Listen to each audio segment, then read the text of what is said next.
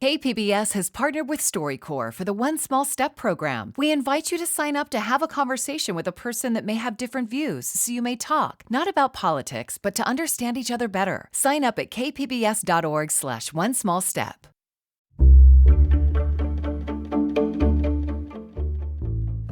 Good morning, I'm Lawrence K. Jackson. It's Wednesday, March 11th. San Diego County has filed a lawsuit against DHS. More on that next, but first, the headlines.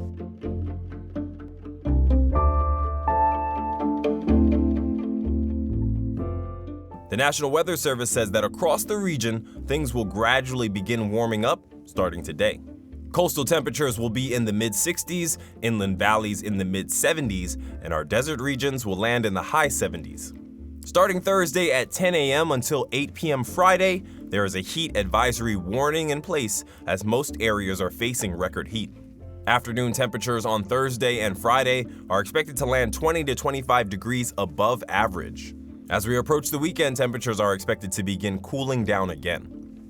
Last night, the San Diego City Council hosted an evening budget discussion. It started at 6 p.m., giving residents that work a 9-to-5 job the opportunity to share their input. Current estimates show a roughly $120 million budget deficit for the 2027 fiscal year, even amid budget cuts that some consider to be drastic or controversial. If you weren't able to join last night's budget discussion, you can still share your thoughts by taking a survey at sandiego.gov/budget survey. Mayor Todd Gloria says he will release his proposed budget for 2027 on April 15th and present it to the City Council on the 20th. As part of Women's History Month, Mayor Todd Gloria and each member of the San Diego City Council honored a woman of distinction. 10 women in total were honored. Gloria named Maria Chavez as this year's citywide Woman of Distinction. She is the Immigration Legal Director at the Partnership for the Advancement of New Americans. Gloria says that throughout Chavez's more than 17 years in nonprofit leadership and immigration policy, she's advocated for immigrant communities and promoted equitable access to resources. From KPBS, you're listening to San Diego News Now. Stay with me for more of the local news you need.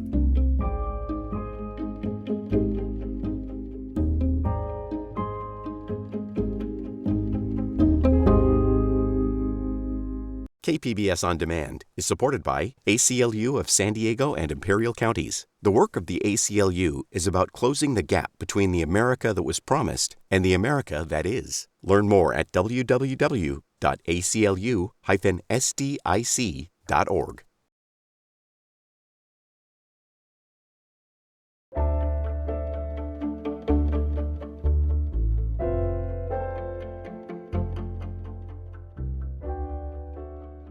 Yesterday, San Diego County followed through on its ultimatum to the Department of Homeland Security, suing DHS over access to the Otay Mesa Detention Center.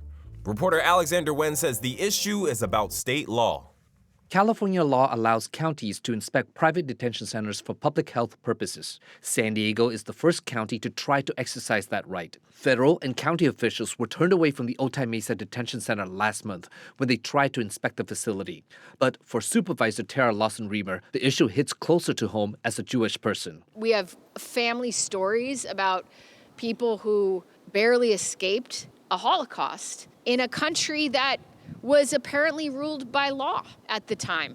And then individuals were just arbitrarily detained and nobody inspected and nobody cared and nobody watched and everyone shut their eyes. And then that's what happens. The county is also planning to file a motion for a preliminary injunction Friday, seeking immediate access to the detention center. DHS has yet to respond to an email seeking comment. Alexander Nguyen, KPBS News.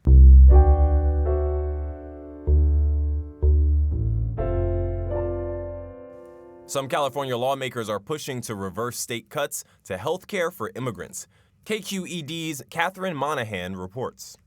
About 3 million Californians are expected to lose their Medi-Cal eligibility by 2028. That includes not just undocumented residents, but also DACA recipients, green card holders, and refugees. The governor's office says federal budget cuts forced the state to reduce coverage.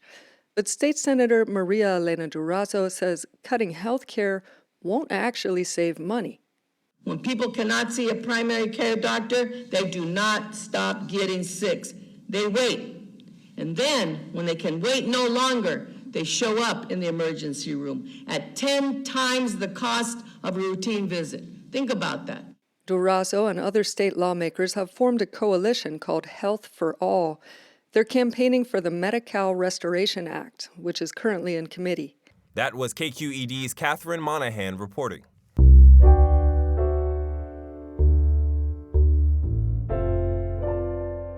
A simple blood test could help predict dementia risk decades before symptoms appear. That's according to new research from University of California, San Diego. Health reporter Heidi DeMarco explains why researchers say it shows promise.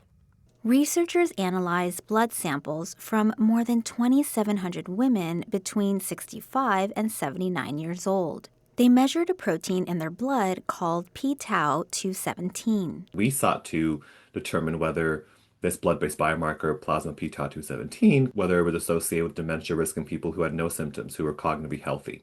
Aladdin Shadiab says researchers then followed the women for up to 25 years to see who later developed dementia. What we found was that women who had elevated levels of this blood-based biomarker had threefold higher risk of incident dementia. He says what makes the discovery promising is how easily the biomarker can be measured. With a simple blood test, we can detect whether someone has changes in their brain that indicate Alzheimer's disease. Today, doctors usually rely on more complicated tests. Cerebral spinal fluid test, which is invasive, or what's called PET imaging. He says further studies are needed to confirm these findings, but this blood test shows promise for research on factors that increase dementia risk. Heidi DeMarco, KPBS News.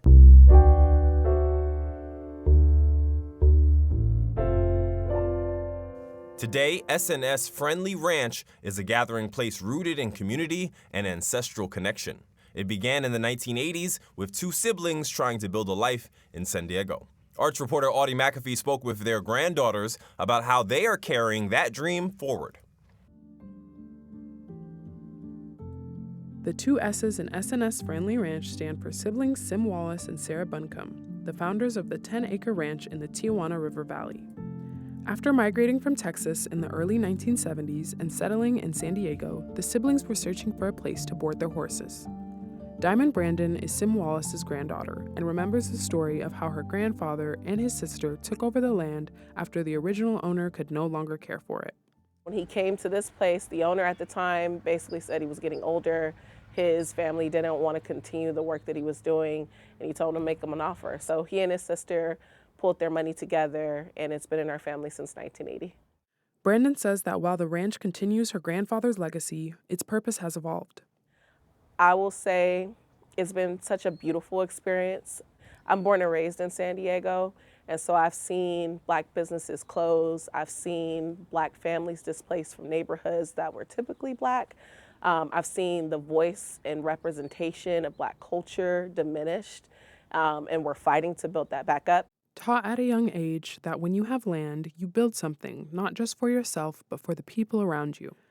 Brandon created what is now the only Black-owned ranch in San Diego, a space she believes should be safe and welcoming for everyone. Today, the ranch serves as an event space for the broader San Diego community. There are people who come for family reunions. We've had some Juneteenth celebrations out here.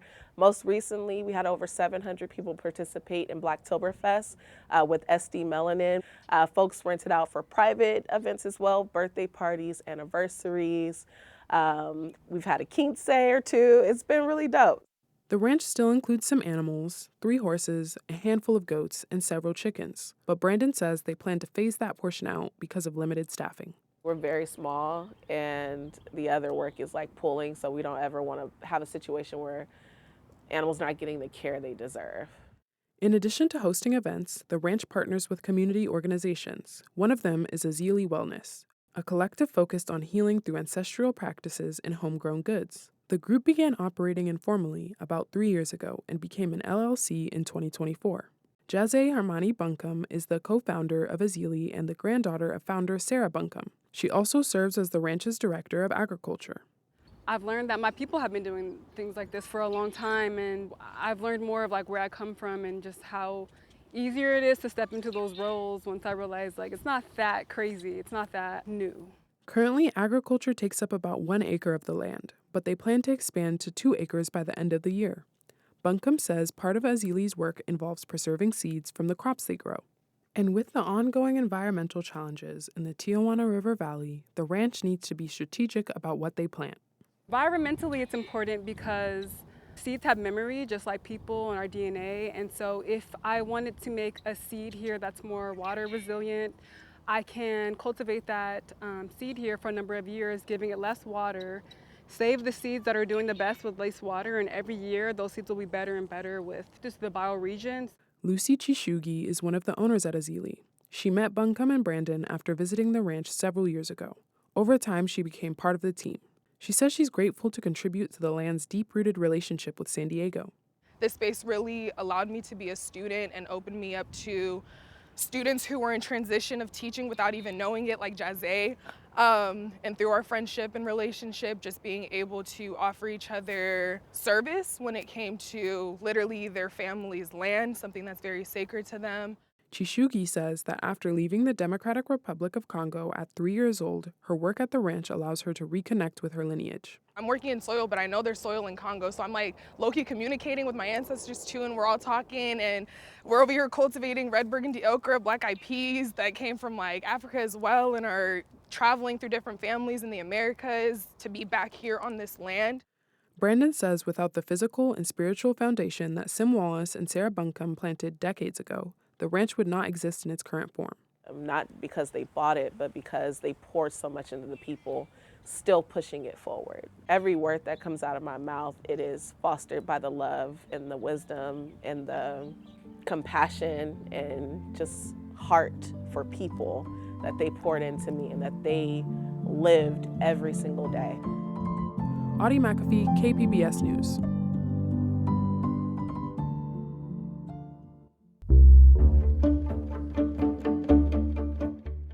That's it for the podcast today. As always, you can find more San Diego news online at kpbs.org. I'm Lawrence K. Jackson. Thanks for listening and have a great day.